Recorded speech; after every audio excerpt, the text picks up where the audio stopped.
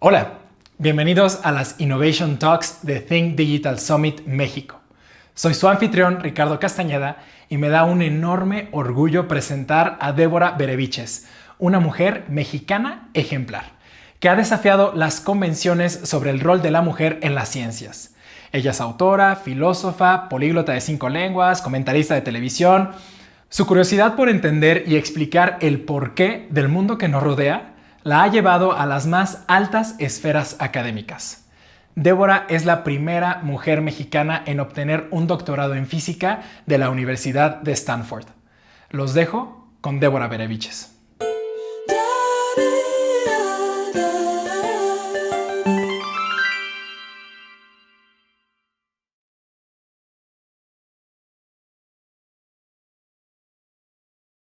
Hola a todos, espero que estén muy bien. Mi nombre es Débora Bereviches y soy la primera mujer mexicana en obtener un doctorado en física por la Universidad de Stanford. Estoy muy emocionada de estar aquí frente a ustedes. Lástima que no pudimos vernos en persona, pero por lo menos podemos tener virtualmente esta conversación. Hoy en día les quiero hablar acerca de la alfabetización de datos y cómo puede empoderar tu vida y tu trabajo. Hoy en día existe una especie de tensión en el mundo de negocios entre las personas y los datos. Si algo caracteriza los tiempos que estamos pasando, es cuán entrelazados están las personas con el ecosistema de datos que existe a nuestro alrededor. Y por eso, más que nunca, es tan importante que, tal como aprendimos a leer y a escribir, cada individuo se haga responsable de alfabetizarse en cuanto a datos para poder tener éxito ahora y en el futuro. En 1944 se terminó de construir la computadora mainframe con el nombre de Harvard Mark número 1. Fue concebida por un profesor de física y fue construida y diseñada por IBM.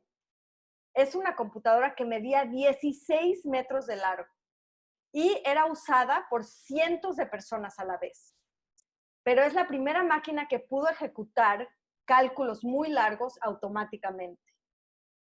Y tomó casi 40 años para que en 1981 IBM presenta su primera computadora de uso personal, el modelo IBM 5150. Esa computadora fue tan exitosa que fue copiada y clonada tantas veces que todo el mundo quería tener un procesador individual para cada persona. Esta revolución, el hecho de que de una computadora que ocupaba un cuarto entero, pasamos a que cada uno de nosotros pueda tener un procesador en la palma de su mano, es uno de los saltos más importantes y grandes en la historia de la tecnología. Pero hay algo en la tecnología que se está acelerando aún más rápidamente que la historia de la computadora. Y esto es el uso de los datos. Están en todas partes. En cualquier revista que volteamos a ver, hay algo que tenga que ver con la ciencia de datos. Se han considerado hasta un recurso natural. Tenemos redes sociales, sitios de web, videos, blogs, mapas virtuales, etcétera. Estamos rodeados de datos. Un ejemplo especialmente importante de cómo han cambiado las cosas es la predicción de enfermedades genéticas. Hace tan solo 30 años, en los años 90, se necesitaba sacar un poquito de sangre en un tubito del paciente, llevar al laboratorio y en algunos días de trabajo analizar y concluir si existía alguna mutación o exclusión en el código genético de la persona que padecía de cierta enfermedad.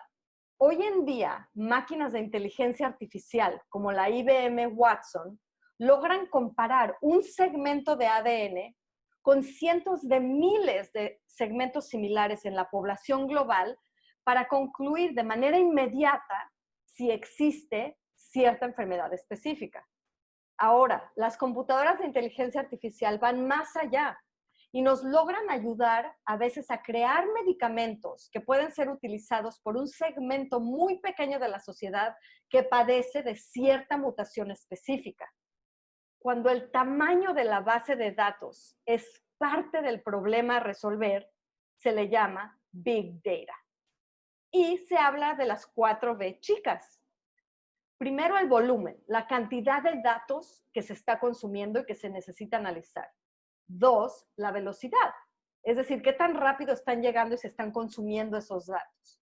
3, la variedad de datos, si solo son números o si existen también imágenes o cualquier otro tipo de datos. Y finalmente, la veracidad, es decir, la precisión de los datos que se consumen. Todo esto es importante y se han generado compañías enteras para lograr la capacidad ingenieril de analizar bases de datos enormes.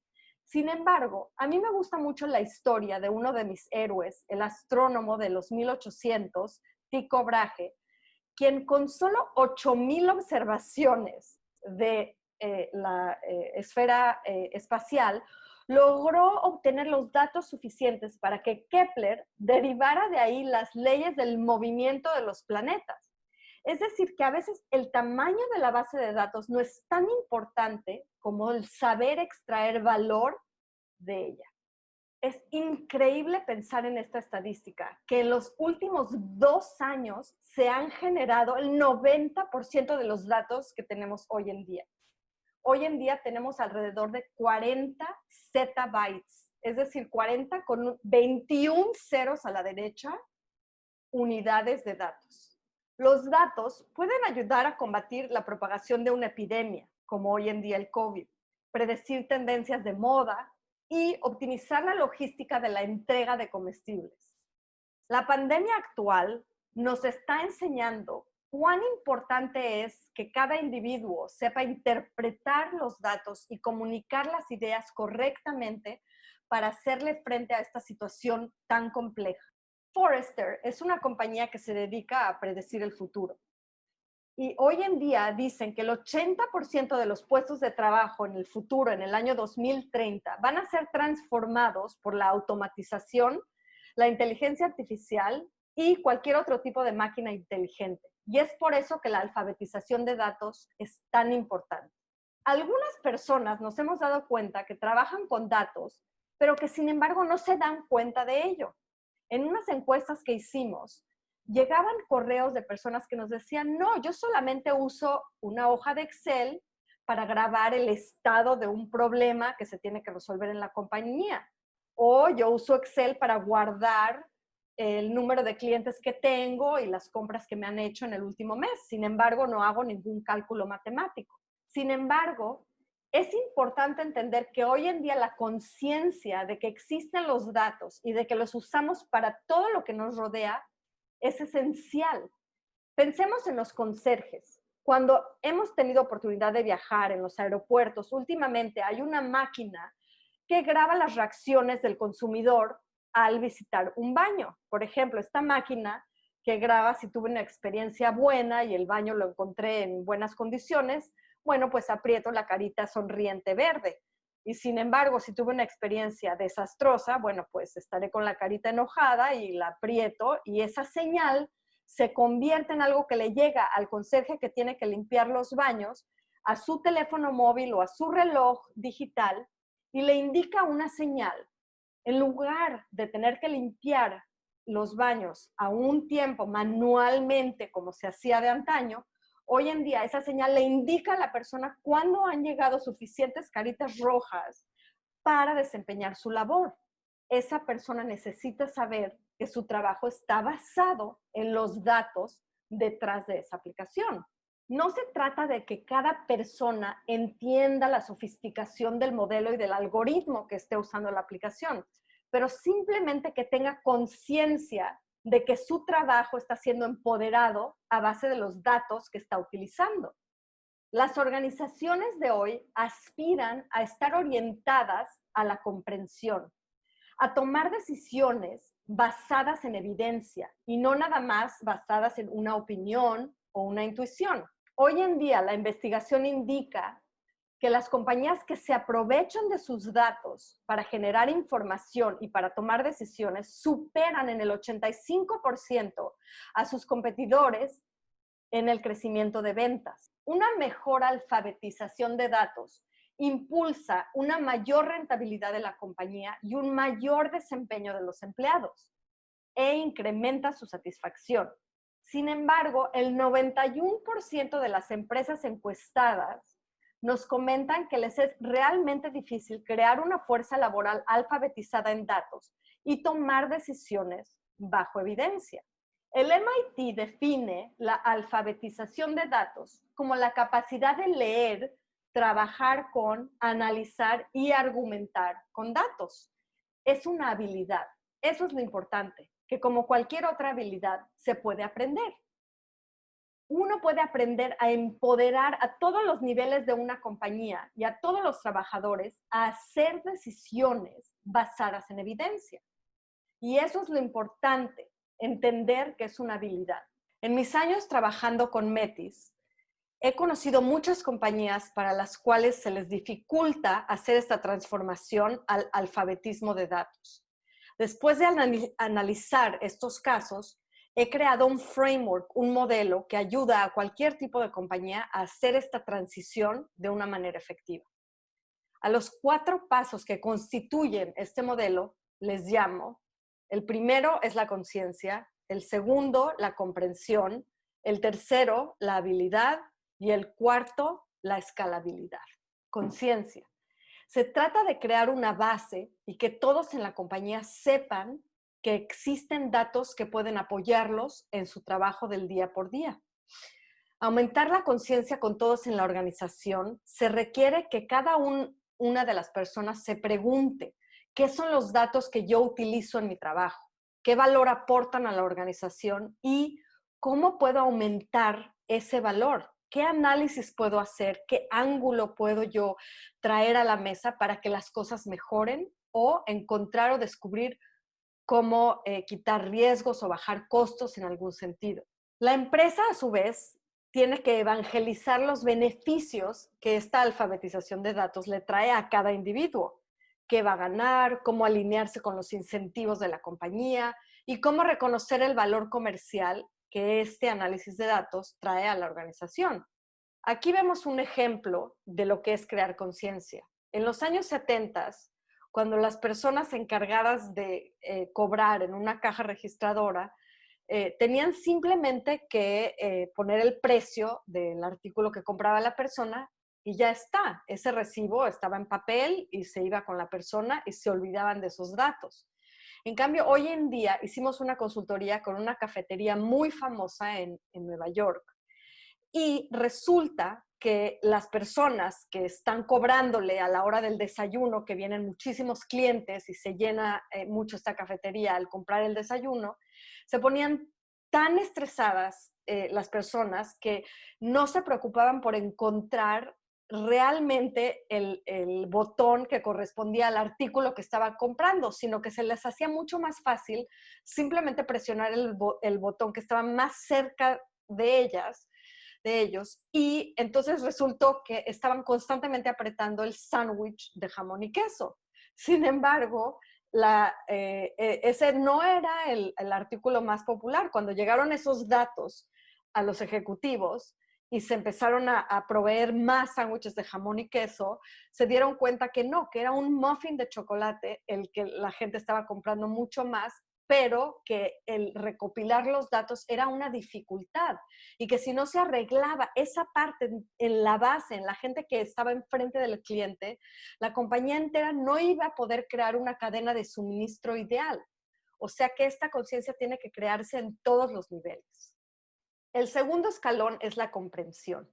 Hay que comprender el flujo de trabajo de los tomadores de decisiones y mejorar su entendimiento de cómo los datos adecuados en el momento adecuado y con el contexto apropiado les ayudan a hacer su trabajo de la mejor manera posible. Las personas que toman decisiones a raíz de los datos y las visualizaciones que tienen enfrente deben de preguntarse de dónde vienen estos datos, existe algún bias, algún sesgo en el ángulo que estoy tomando con este modelo, qué supuestos hay detrás de este modelo y qué herramientas estoy utilizando. La alfabetización de datos debe ser universal, es decir, que estos datos me lleven a perspectivas nuevas que De ahí llevan a acciones y finalmente a medir un resultado en la compañía. De nada sirven modelos que no me lleven a acciones. Un ejemplo de este nivel, el de comprensión, es que a un ejecutivo de una tienda se le ocurrió investigar las transacciones que ocurrían cuando la gente venía a comprar durante un año. El resultado fue, y se reconoce hoy en día como el ejemplo de los 2 camellos. Lo que se esperaba es el camello de una joroba, en que muchos clientes llegan a una tienda y la mayoría llevan transacciones promedio y hay una minoría que compra transacciones de mucho menor valor y hay otra minoría que compra transacciones de valor exagerado. Sin embargo, los resultados mostraron que había otra joroba y esta segunda joroba no era el típico cliente como la señora con su hijo que venía a comprar artículos para la familia y demás, sino que fueron hechos estas transacciones por personas que viajaban a los Estados Unidos desde el extranjero una vez por año. Entraban a la tienda, compraban un montón de artículos, los llevaban de vuelta a su país y los revendían en sus propias tiendas. Eran revendedores que no tenían ninguna relación especial con esta tienda en particular. Esta tienda no tenía presencia física fuera de América del Norte y en ese momento tampoco enviaba a esos lugares desde su sitio de comercio electrónico. Pero había suficiente demanda en el extranjero que los empresarios locales habían surgido para llenar ese vacío. Así que este modesto descubrimiento de un empleado de la compañía desencadenó una reacción de preguntas interesantes sobre qué tipos de productos compraban estos revendedores, qué campañas promocionales podrían ser las más adecuadas para ellos e incluso cómo podrían utilizarse estos datos para informar los planes de expansión global. Todo por un simple histograma. Este escalón es el de los conocimientos especializados, de los expertos. ¿Cómo enriquecer a estos equipos para que continúen la investigación y el desarrollo de nuevas tecnologías que lleven a la rentabilidad de la compañía a aumentar?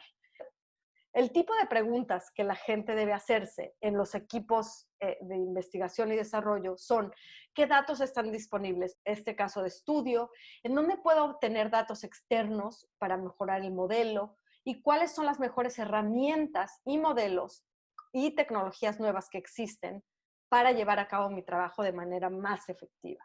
Como un ejemplo, tenemos a las compañías de tecnología de punta en la cuestión de ciencia de datos, que son Amazon, Cloudera, Fast Forward Labs, Facebook, Netflix, etcétera.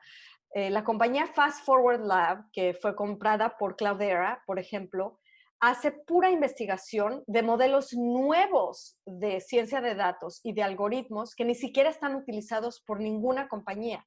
Y solamente ya validados esos modelos y esos nuevos métodos se venden a las compañías con todo un estudio y una metodología de cómo pueden efectuarse para lograr cambios y transicionar a la compañía a utilizar estos en el día por día.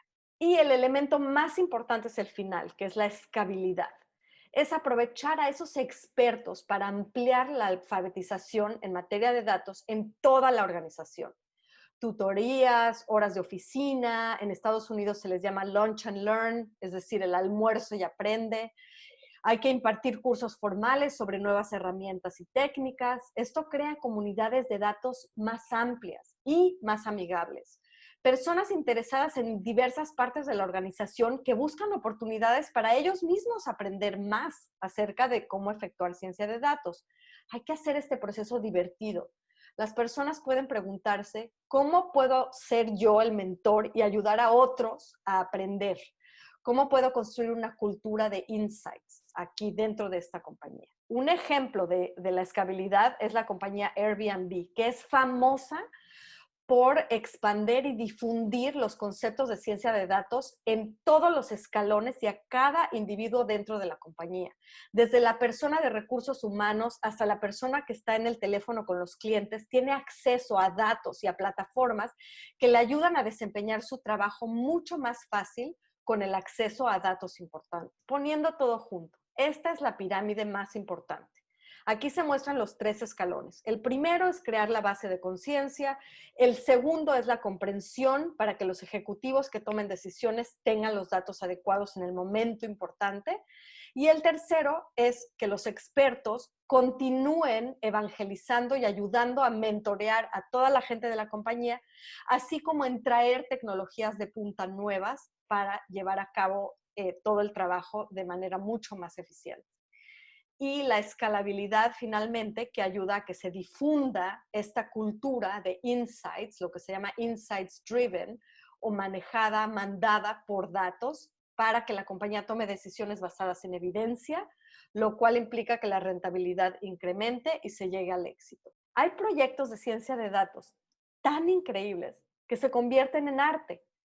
Por ejemplo, aquí estamos viendo las rutas del tráfico aéreo sobre América del Norte visualizadas en color y forma. Este trabajo fue desarrollado académicamente en una serie que se llamaba Celestial Mechanics para la Universidad de Los Ángeles.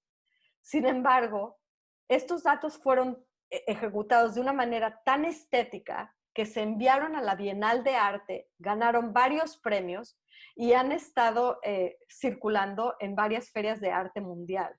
Los negocios no son personas en contra de datos. Se trata de personas y datos trabajando juntos para crear valor. Y para que esto suceda, ya vimos que es necesario que las personas estén alfabetizadas en cuestión de datos.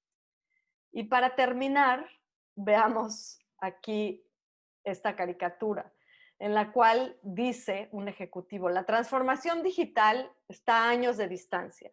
Y aquí viene el COVID. Que esta transformación digital no nos encuentre sorprendidos, que nos encuentre preparados y dispuestos a aceptar el reto de entrar en esta nueva era. Muchas gracias por su atención.